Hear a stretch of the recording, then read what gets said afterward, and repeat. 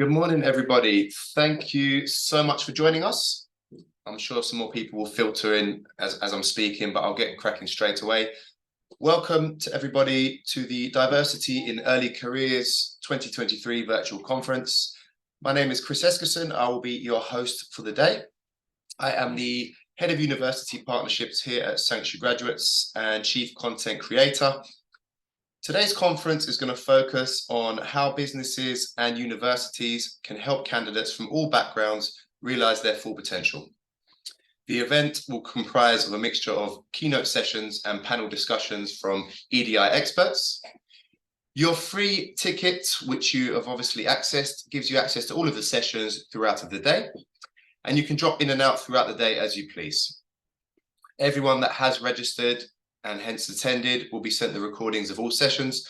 So even if you can't make some of the sessions today, do not worry, we will send you recordings in the coming days. So here is an overview of what is in store today. So first up, Selena will be setting the scene and presenting findings from the Unmistakable's recent report, Diversity and Confusion 2023. Selena has over 12 years experience as a business psychologist and consultant, delivering strategic organizational change projects with a focus on talent acquisition, talent management, and succession planning.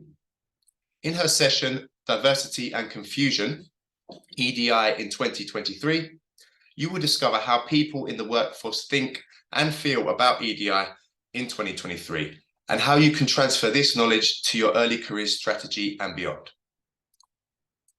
Next up at 11:15, you'll be learning how to stand out in a competitive market for female talent. You'll be hearing the perspective from the employer, the university, and the candidate. So lots of key takeaways for everybody. Paul Sobers will be explaining why it is so important to attract women and how to keep them engaged throughout the recruitment process. Emily's will explain how universities can help employers attract women and also share some best practice from Arden University, one of our partners. And then finally, Emily will explain what she looks for in an organisation and give some valuable insight into her recent experience as a candidate. Then at 12:30, I'll be having a sit down and a chat with Luke Cavalli from Channel 4. Amongst many other things, Luke is co-chair of 4Pride, Channel 4's LGBTQIA+ employee resource group, where he played a key role in introducing gender-affirming healthcare. He organises informative events for staff and coordinates the group's involvement in Leeds and London Pride. We'll be discussing the impact that this ERG has had on recruiting and retaining LGBTQIA+ talent. Now, whilst this group focuses on the LGBTQIA+ community, the learning can very much be applied to all underrepresented groups. And last but not least, I'll be sitting down with Nolene from Lancaster University, who will be providing employers of all shapes and sizes with practical and attainable recommendations around hiring international talent. So her practical advice will enable your organisation to make the most of the huge wealth of international talent in the UK job market. I've spoken with Nolene a couple of times on this subject, and I'm confident that everyone that attends will be able to take away loads of great stuff from her session. Before we start, just a little bit of an introduction on who Sanctuary Graduates are and why we put this conference together. Many of you would have been to our social mobility conference in March, so it's great to see so many of you back again. We've had around 500 people register for this conference as a mixture of early careers and recruitment professionals from a wide range of organisations and university professionals from over 40 universities, including many of our partners. Please do feel free to screenshot, share content throughout the day on Twitter or LinkedIn using the hashtag that you can see, SGDEC23. Sanctuary Graduates are the early careers attraction and recruitment experts, and our ability to reach any student at all UK universities is helping hundreds of businesses reach, attract, and hire the best and most diverse talent. As experts in diversity, this conference really does give us a wonderful opportunity to share best practice and the latest insights from the early careers world. We're really proud of our partnership with the Social Mobility Foundation. We support their brilliant Aspiring Professionals programme by delivering a range of workshops to their students. We also donate a percentage of our revenue from every client attraction campaign to them. And we would really encourage more and more employers to take part in their index and get involved. Do just drop me an email if you want to find out more. In terms of the clients that we work with, more than half of them actually come to us with a diversity issue that they want help with. And then more than 90% of those clients go on to work with us for many years to come. As I said, we're hugely passionate about supporting the candidates who need it most. Some of the ways we do this, we have partnerships with over 50 universities in the UK. We provide targeted opportunities for these partner universities' students. And at the same time, we'll provide funding for the universities to use specifically to support disadvantaged students within those universities. Many of our partners are here today. Thanks so much for joining, as I said earlier. If you want to learn more about how your university can work with us, then add me on LinkedIn or drop me an email. My email address should be on the screen for most of the day. So why do hundreds of companies partner with us to find the talent they need? Because we can reach by email any student studying for any subject from any demographic at all UK universities. We use the latest HESA data to understand which courses at which universities have the highest proportion of whatever diversity metric matters most to our clients. And our tool is able to reach the right students for each one of those clients. And this is how we do it with our wide network. We have a large database of talent, which we can segment via dozens of metrics, really focusing in on the exact type of talent that you're looking for. We have formal partnerships with university career services, where we support them with funding and expert sessions for their disadvantaged students. And then the unis then in turn send out targeted communications on behalf of our clients to the specific student groups. We have partnerships with dozens of societies, including the 93% Club and Afro-Caribbean societies at a range of universities. And these are a really powerful tool when trying to reach a diverse audience.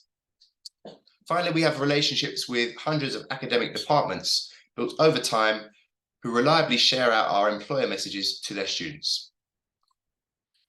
Here's just a bit of an idea of some of the university partners that we have. Again, we can reach any student at these universities depending on your messaging, and a selection of the universities where we're able to target specific departments depending on who you want to reach out to. I mentioned societies a minute ago. Here's a selection of the societies that we work with. Again, a really great way to reach specific groups depending on what your diversity needs are and really deliver diverse hires into your business. Here's just a cross-section of our database, which is one of the key methods that we use to help clients attract the best diverse talent.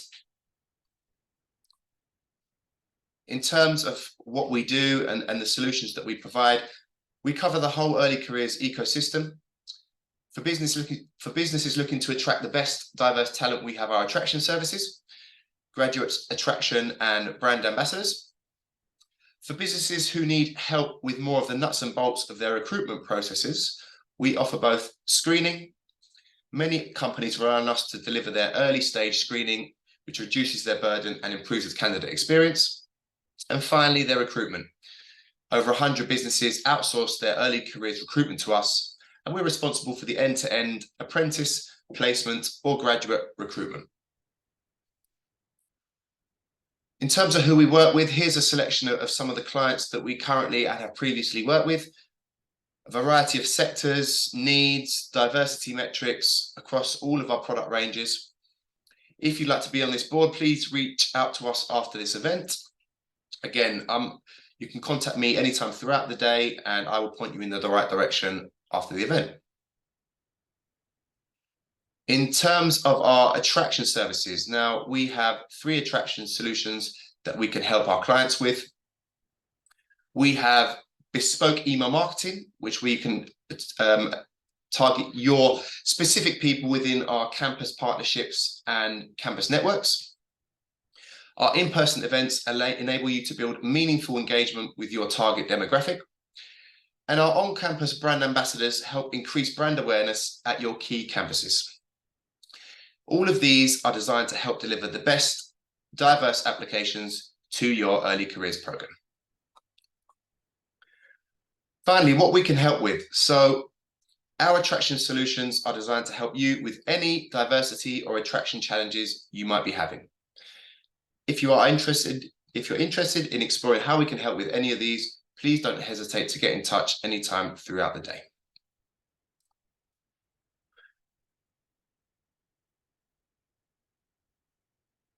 Okay, so with that all said, we are going to move swiftly into our first session of the day, Diversity and Confusion, EDI in 2023. So I mentioned Selena earlier. Hey, Selena, how you doing? Hi, Chris. Good, thank you. Brilliant. How are you? Yeah, really good, thanks. Really good. You're getting some nice sunshine through the window, which is always good. I thought it was meant to be horrible today. Okay, so as I said earlier, Selena is going to be presenting findings from the Unmistakable's recent report, Diversity and Confusion 2023. She has over 12 years experience as a business psychologist and consultant, delivering strategic organizational change projects with a focus on talent acquisition, talent management, and succession planning. And you're going to discover how people in the workforce think and feel about EDI in 2023 and how you can transfer this knowledge to your early career strategy. Does that sound about right, Selena? That sounds brilliant. Thank you, Chris. All right, cool. All yours. I'm going to pop my camera off and yeah, good luck. Great. Thank you. So thank you everyone for joining me this morning. It's really brilliant to be here today. So, and thank you, Chris, for that great introduction. So I think the only thing that I would add to what Chris has mentioned is that my interest as a psychologist is in creating behavioral change. And I've always had a passion for fairness. So even when I've been an internal employee, I've been part of employee networks that concentrate on diversity, equity, and inclusion as well. So I've helped to create change from within, but also professionally through my role as well. So what I'm going to be doing this morning is taking you through some of our latest research findings from our Diversity and Confusion report, and thinking about what it means for you and your organization as well when it comes to attracting, but not only attracting, also retaining new talent. So I'll be bringing some insights from the report itself, but also be thinking about what we know about Gen Z, who are entering the workforce at the moment, and what their preferences are too. So we do have quite a bit to cover. I will be moving at a fair pace, but there are definitely opportunities for you to comment and interact, so be ready for that. And there will be questions at the end too. So I'm going to share my screen. So just bear with me a moment while I do that. Just while Selena does that, I'm just going to say, put your questions in throughout the session and I will screen them and give them to Selena at the end. So no need to wait to the end for questions. You can put them in whenever. Brilliant. Thank you, Chris. Okay, so hopefully you can all see my screen. I am just going to talk to you a little bit about the Unmistakable's. So this is us. We are a strategic equity, diversity, and inclusion consultancy. So you'll notice throughout this presentation, I'm going to be using the acronyms EDI, and that's what I'm referring to. I know we all have different acronyms that we might use in this space, but this is the acronym we use because we want to put equity really at the forefront of what we're doing. So our team are multidisciplinary. We have expertise and experience in marketing, communications, HR, organizational change, legal, amongst many other things. And our collective mission is to accelerate inclusion. We also have a range of partners that we work with as well, who we bring into different projects, depending on our client needs as well. So in terms of how we actually operate, this is our inside out framework. And this is really what makes us unique because we look at what's going on inside an organization when it comes to things like leadership and strategy, also colleague data and measurement, which is really essential in the EDI space. So what's happening inside an organization, but also what's happening outside an organization. So we'll be looking at how are organizations coming across, how are they branding themselves, what do their communications look like, Are they trying to target particular audiences that aren't engaging with them at the moment? So we might work on specific campaigns with companies as well. So there's a range of things that we do cover, but we always like to work inside out, because actually when it comes to improving equity, diversity and inclusion, we should be looking at what's happening inside the company, but also what's happening outside the company as well. And everything we do is underpinned by insight. So we love to use data, and we collect data in many different forms, both qualitative data, so about people's everyday experience, but also quantitative data around the outcomes of things like representation as well. So that's a little bit about us. So as mentioned, what I'll be doing today is taking you through some of the findings from our diversity and confusion report. So the diversity and confusion first version actually came out a couple of years ago in 2021. So this report is really telling us what's changed since 2021. And of course, if we cast our minds back to 2021, there was a lot going on. We were kind of starting to come out of the pandemic. People were getting used to hybrid working. There was a lot of social change going on as well in terms of the murder of George Floyd and the after effect of how that was affecting businesses and companies. So this research from this year is really looking at what's changed since that time, if anything at all. And those are some of the insights that I'll be bringing to you today. So a little bit about our methodology. So the findings from our research have come from a quantitative online survey that we actually conducted in partnership with Census-Wide. And this looked at approximately 1,500 people who are employed within the UK in different types of companies. Also, we looked at some media analysis as well, which was conducted in partnership with the Independent Marketing Sciences.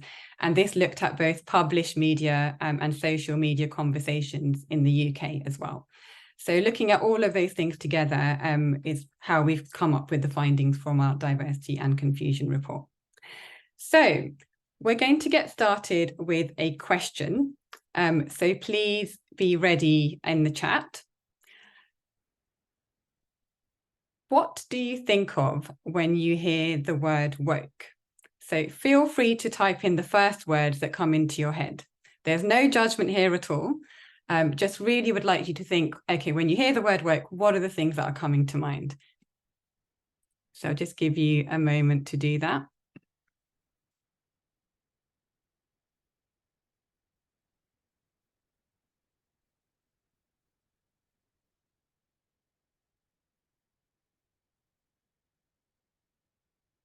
Okay, so somebody is saying high maintenance. Okay, that's an interesting one. Progressive, also being aware of social change. Someone saying being aware. Tricky, streetwise. Somebody saying hip and up to date. Somebody saying myself. Okay. Somebody saying judged. So really quite different sentiments that are coming out here. The word itself overused, somebody else is saying. Someone else is saying easily offended, aware, alert. Lots of people saying aware and alert that's coming out of this. Someone saying young, tolerant. Okay. Snowflake. Okay. And someone else is saying being aware of social change. Okay. So we actually put this same question in our research. And actually, I'm just going to move the chat. Actually, 1 second. Okay. So actually, the word woke was first coined by a Black American folk singer called Ledberry in his song about Black teenagers who were actually falsely accused of rape, and used the line, best stay woke. So those people who were saying alert, that has derived from the original meaning. But let's look at some examples of how the word has been used more recently, and actually bringing in some of the sentiments that you've just mentioned. So this relates to the first finding from our diversity and confusion report, which is called diversity and illusion. So all of the noise that we're hearing around us creates kind of a sense of illusion when it comes to the ED&I agenda. And it's actually becoming difficult to tell what woke is and what woke isn't. And we definitely saw that in your sentiments that you were putting across. There were kind of differing views about woke and what it means, whether it's good or bad. So what does woke actually mean anymore? It's also interesting for us to see where Gen Z fits into these narratives and what their views are. Somebody said young in the chat as well. So that's an interesting one, which relates to Gen Z too. So we know that there's the original meaning is staying alert to racial or social discrimination and injustice. That's kind of the official definition, if we like. And it's an attitude and behavior that can underpin much of EDI work. But there's lots of criticism surrounding the term as well. And it's actually being used to shut down conversations that could be advancing inclusion. So to explore this further and where it's coming from, we've actually looked into the woke agenda and what narratives are being shared and by who. So that's what I'm going to talk through now.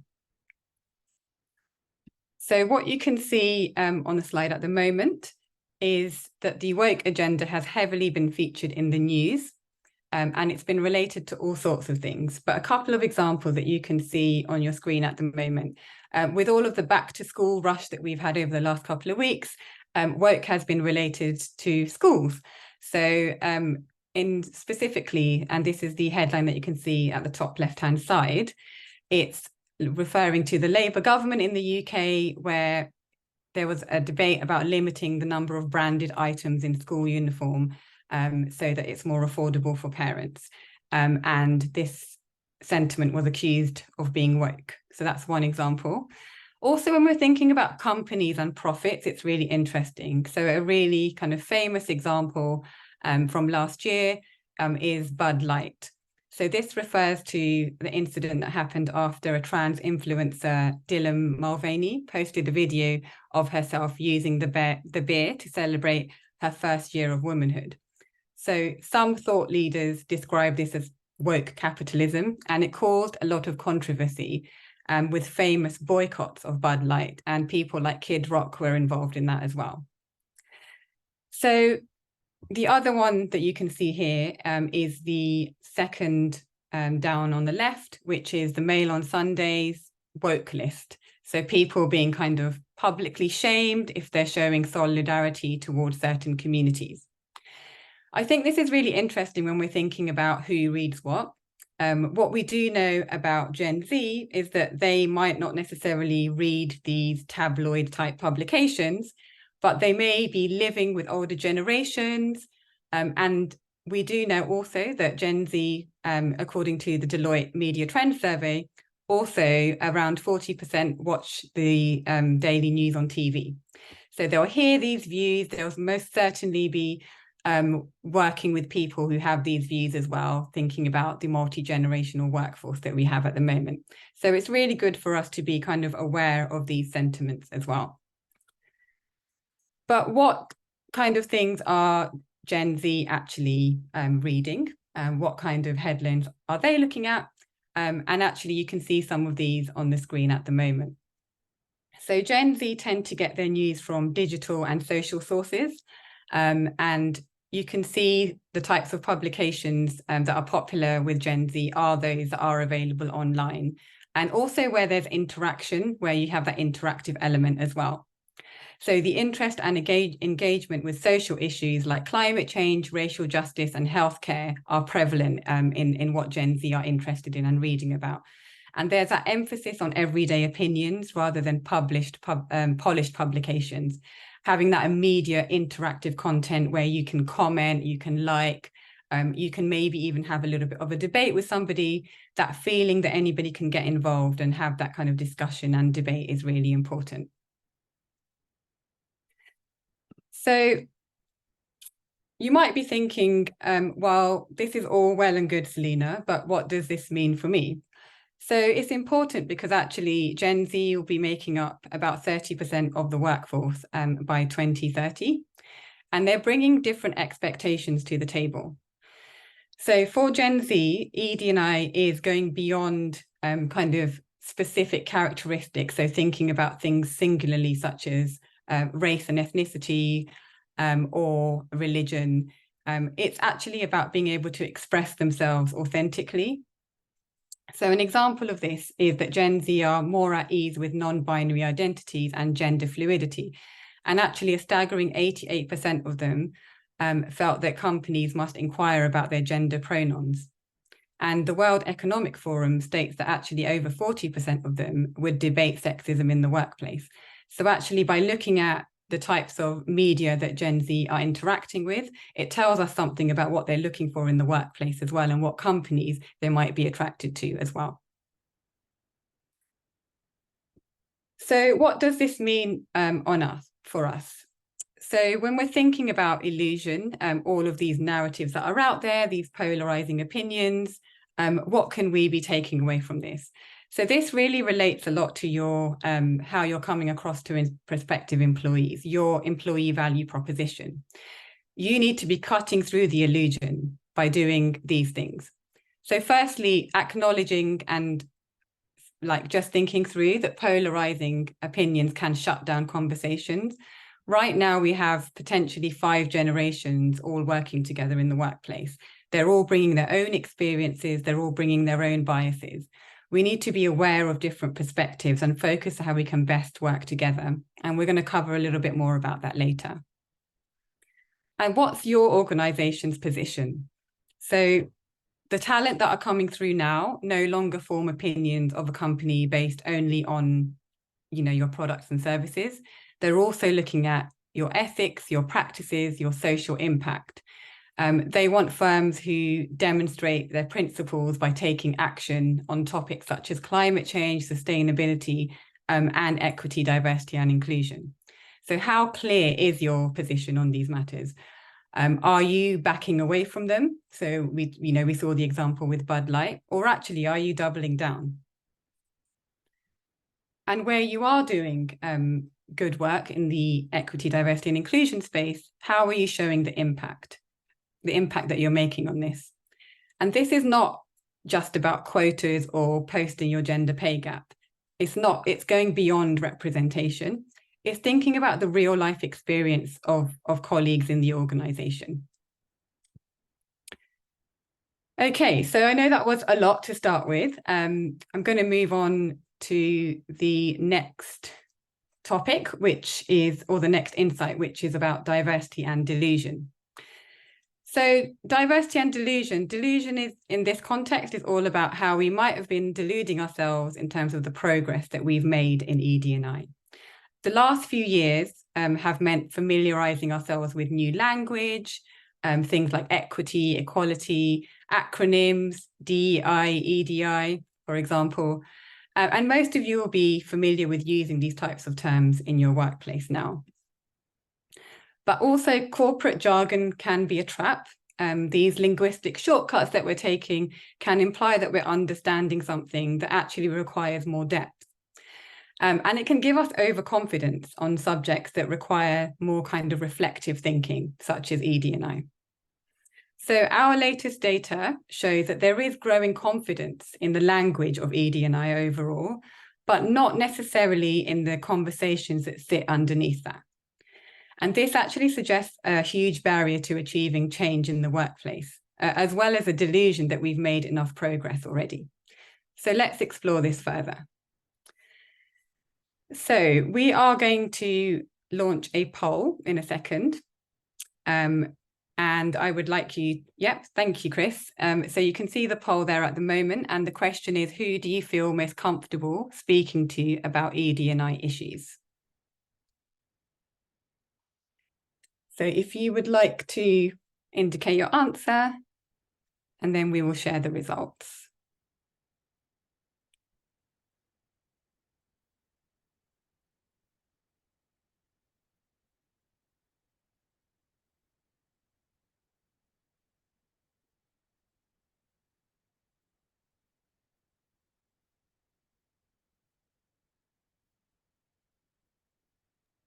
I'll give it a couple more seconds, Selena. Most people have answered. Okay, sure.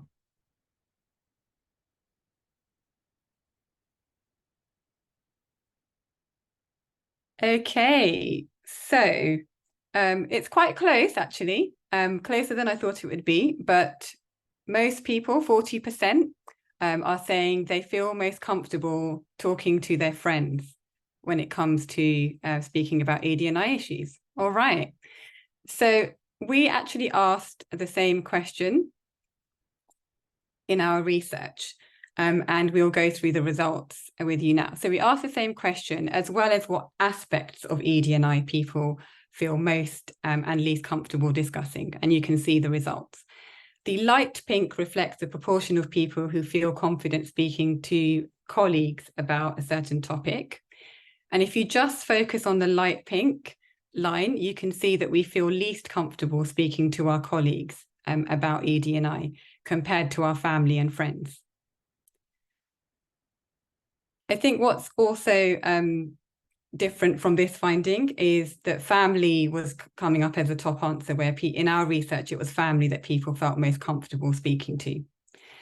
You can also see when it comes to the ED&I topics that sit underneath, so when we're thinking about particular identities, that we feel most comfortable talking about ED&I overall than we do topics that underpin such as religion or sexual orientation.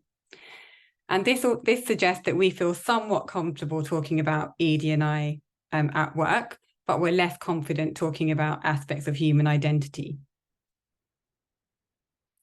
So let's think about what topics do we actively avoid. So our research in 2021 showed that there was a big fear around getting things wrong, and that was really holding people back in making progress in the ED&I space.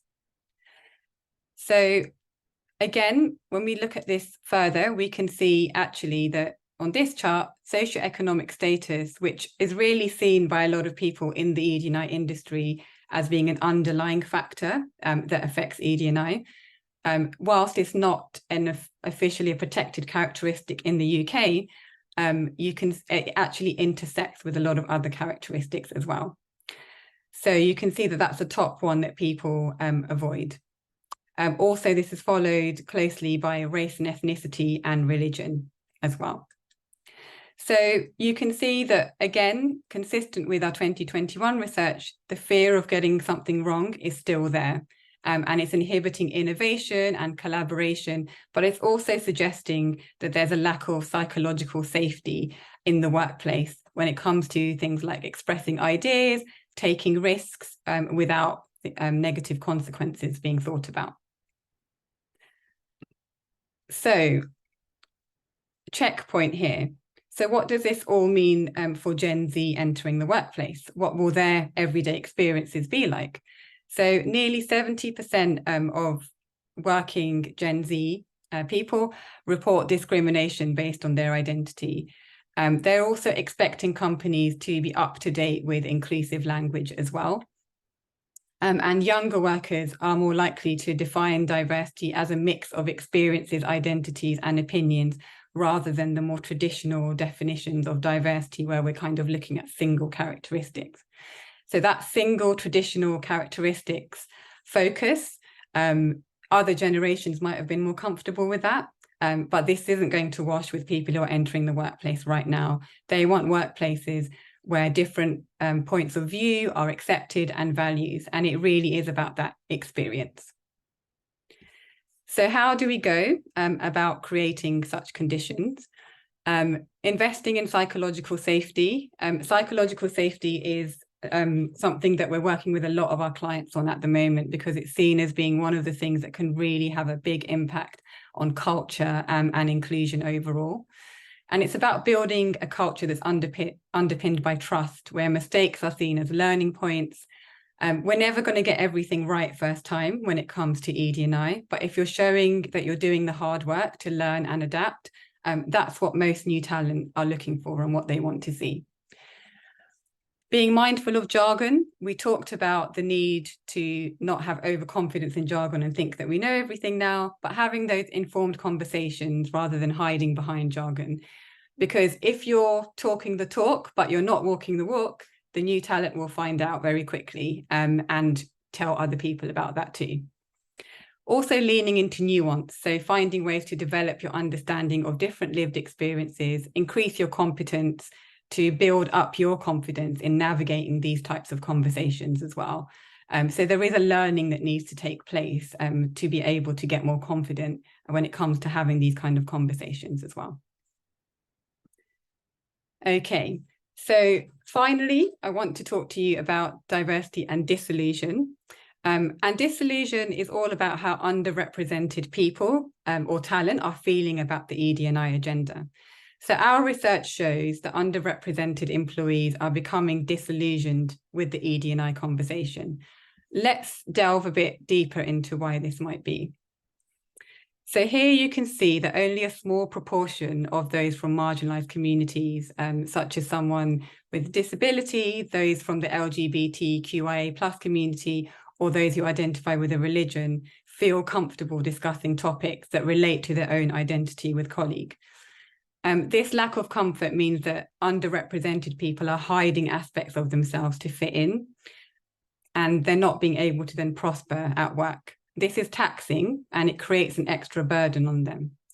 And if you imagine the impact of intersectionality here, so if you are somebody from the LGBTQIA+ community who has a disability, then again, you're even more likely to want to hide aspects of yourself, and the burden would be extra. So we always have to remember intersectionality when we're talking about diversity in particular. What does this mean for retention? So when it comes to retention, you can see on this chart that despite the different levels of comfort with colleagues, there's little difference between communities when it comes to who would leave the workplace if they didn't find it inclusive for people like them. Looking particularly at the 18 to 24-year-olds, 16 to 24-year-olds, which is the second bar, you can see that over half of them would leave a workplace if it's not found to be inclusive. So what do we need to do? What's the checkpoint here? This is all about company culture. Company culture is essential to retaining underrepresented talent. So it's one thing getting them in, attracting them, getting them through the door. But if you want them to stay and thrive and become the future leaders of your company, we need to be thinking about the culture. So an Ernst & Young survey from last year found that 90% of employees reported that culture impacts their decision to stay in a company. And this is especially true for Gen Z and millennials as well. Also, the Microsoft Trends Index report has cited that Gen Z lists positive culture and a sense of meaning/purpose in their top 3 priorities when it comes to choosing a workplace. So just going back to what we were saying around psychological safety, Gen Z and new talent, they're looking for this safe spaces to discuss, debate. If they don't get this can actually also affect their well-being. It's been cited as a stressor, which is something that causes stress to people. And in the long term, it can have an effect on them, as we've mentioned, staying or leaving a company. And this stress or burden can be exacerbated for underrepresented talent because they might have additional barriers in place to success already. So again, when you're doubling up on that, that's having an extra stress on them too. So what can we be doing about this? So in terms of what we're finding here, we know that actually inclusion is everybody's business and it's linked to retention for all. And we've seen that in the chart that we shared. So actually, it's not just about a minoritized talent here. Inclusion is important for everybody. The ED&I agenda is nothing if it doesn't motivate change and drive action as well. So governance is really crucial. What action plans do you have in place? What roadmaps to committing to change and being able to tackle disillusionment as well? And again, if we want to create an inclusive environment, it's important that we don't just think that one training session is the answer. This alone doesn't build comfort among colleagues or enable change in mindsets and behaviors that are deeply embedded. So I know that was a lot, but just to summarize, what action will you be taking? Our advice is to attract talent, counter the polarization and anti-EDI narratives, and show the impact of the work that you are doing. To combat disillusion, show that you're going beyond corporate jargon, work on your culture, create the safe environments, allow discussion and debate and that learning from each other to help talent to belong.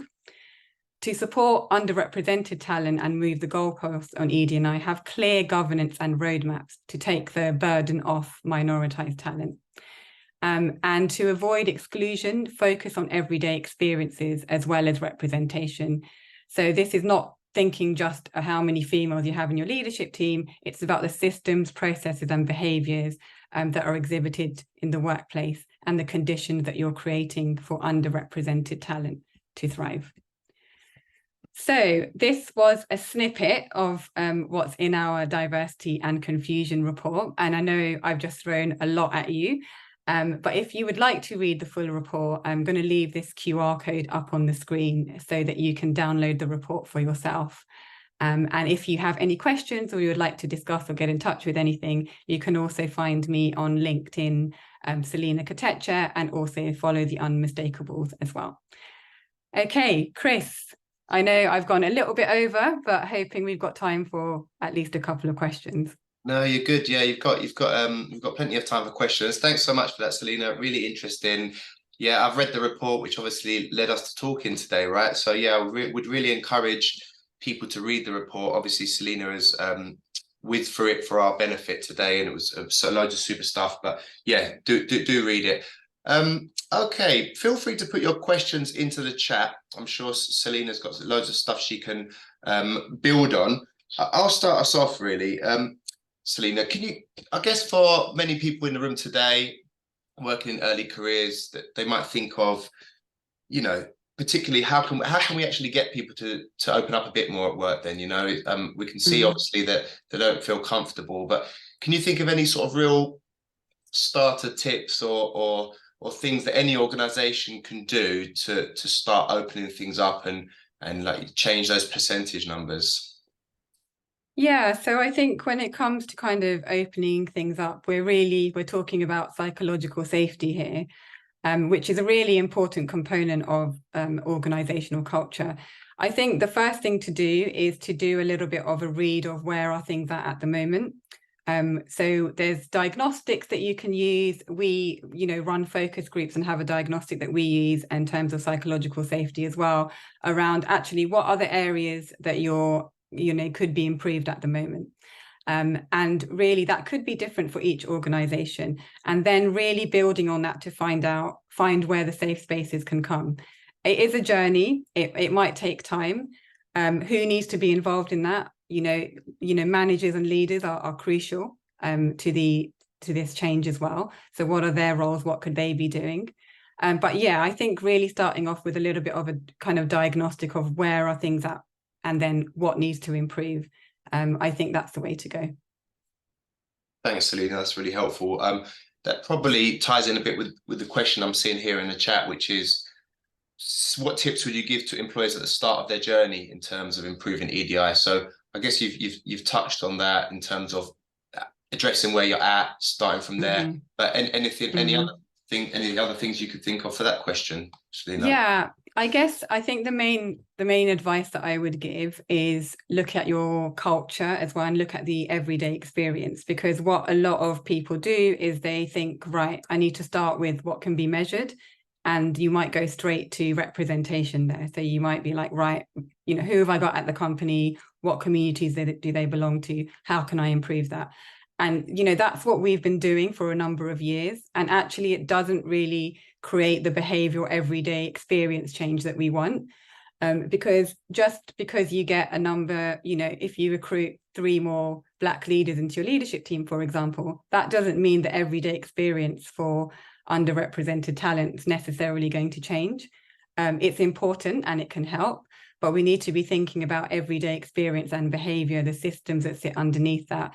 And that can be anything from how you run meetings, how you promote people, those everyday interactions. And that's what inclusion is. So my advice would be focusing on inclusion.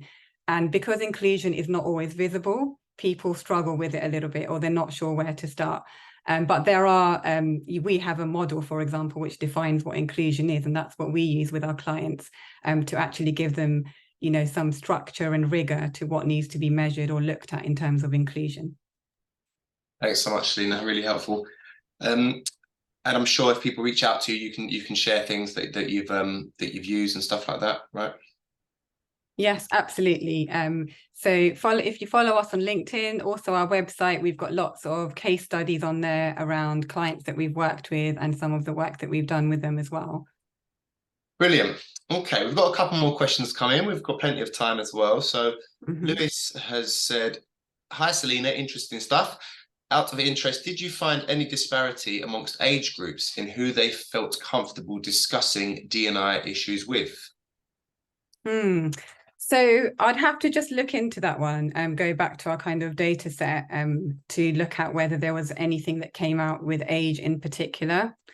I guess overall, like knowing what we know about Gen Z is that they are ready to speak about social issues and debate in general compared to kind of other generations. So I think if I was kind of predicting from my own knowledge and my own reading, that's what I would say. I would say that the talent that are coming through now are much more comfortable talking about ED&I. They expect organizations to be walking the walk and talking the talk, as we mentioned, when it comes to ED&I. And that then relates to the need for organizations to be showing that they are aware, conscious, and doing something about these things as well. Brilliant. Thanks, Selena. So next question, do you have any tips for employers on how to showcase commitment to diversity, equity, and inclusion in an authentic way? All big employers talk about commitment to DEI, but how can we show Gen Z that we actually mean it? Yeah, I mean, this is a really interesting one, actually. So there's quite a famous study that's been done by Yale University, which actually looks at prospective candidates, and when they're kind of engaging with potential organizations, they're looking at the messaging, the ED&I messaging. And if the messaging is focusing on business case, then actually underrepresented talent are not engaging with it, because what you're saying then is, I'm doing this because I want to make more money, rather than it's the right thing to do. And I think, you know, new talent can see past that. So I think when it comes to being authentic, actually showing vulnerability as well is really important. Nobody's going to expect a perfect workplace. I mean, a perfect workplace doesn't exist. But if you're showing that you're trying and you're showing that you're learning, then I think that's really important. And that's what authenticity is. It's actually showing a bit of vulnerability, showing that you haven't got everything right now, but you're working on it, and you're learning, and you're trying different things as well. So I would say that would be a big tip there. Brilliant. Thank you, Selena. Still a couple of questions coming in, and yeah, we've got up until 11 when we'll be having a break. So the next one, hi Selena, thanks so much. This is really interesting. Do you think there is a correlation between EDI and intergenerational change? Should we be looking to leaders and managers to bridge the gap? Yeah, I guess I'm just trying to see if I understand this question correctly. So a correlation between EDI and intergenerational change. I guess from my kind of experience, different generations see EDI differently. So what we're seeing is a transition from, and actually even how important like workplace culture is. So when we go to looking at Gen X, for example, they are more likely to not have company culture as a top priority. So be able to maybe stay in a role, even if the culture isn't like perfect for them. And then we're seeing that actually as the generations go on, that's changing massively. So when we get to Gen Z, we're seeing actually the alignment with their values and the company values is massively important. And that kind of has changed over the generations. But there also the other thing that I mentioned around EDI not being seen as a, you know, as single characteristics. So that focus on diversity and just being able to measure who's coming into organization With Gen Z in particular, it's really about the experience.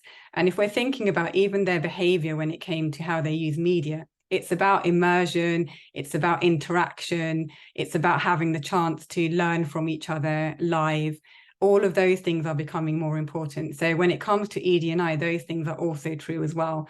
And what we've got is companies who might not have been comfortable discussing these things at all in the past, now having to transition to how do we discuss these things? How do we do it in a way which is open and transparent and doesn't cause conflict between generations?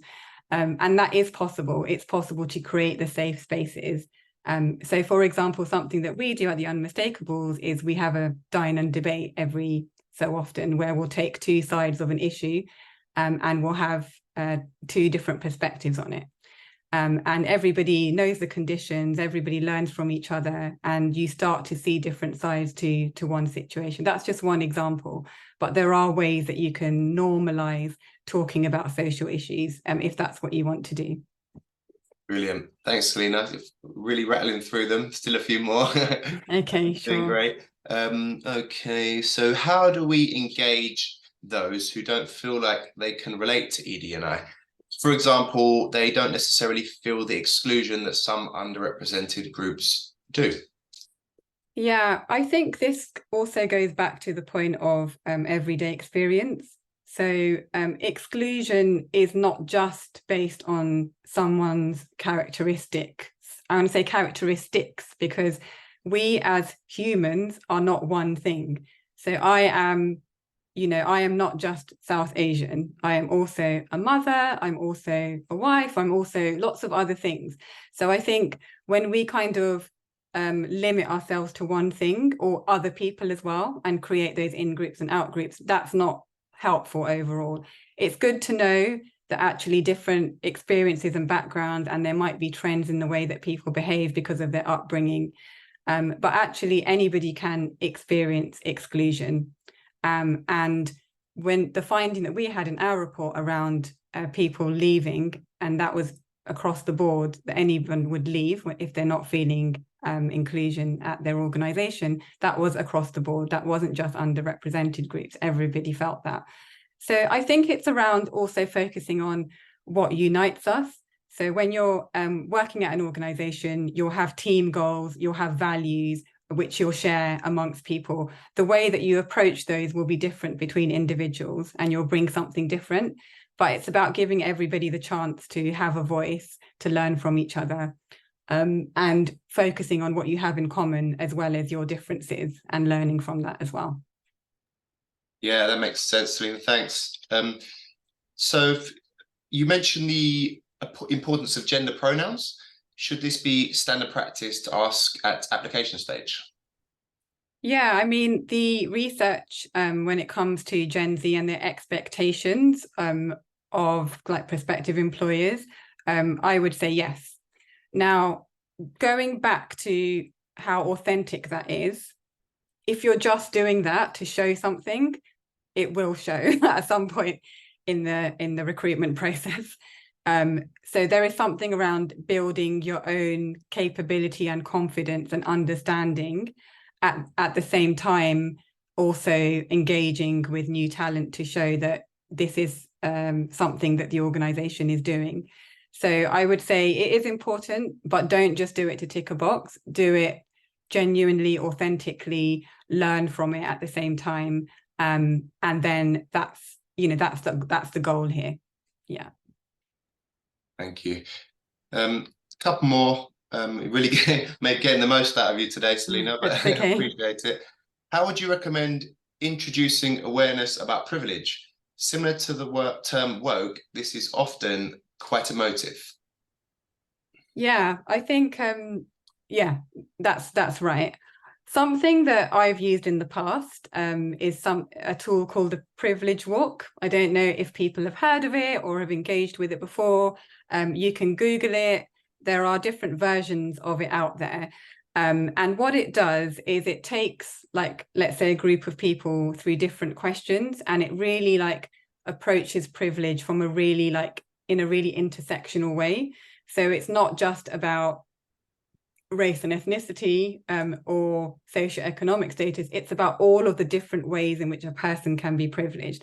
And I remember doing this myself for the first time, and I did this a good few years ago now, and not realizing myself. So one of the questions that was on the one that we did was something around, you know, are you afraid to kind of walk on your own, like in the evening or whatever?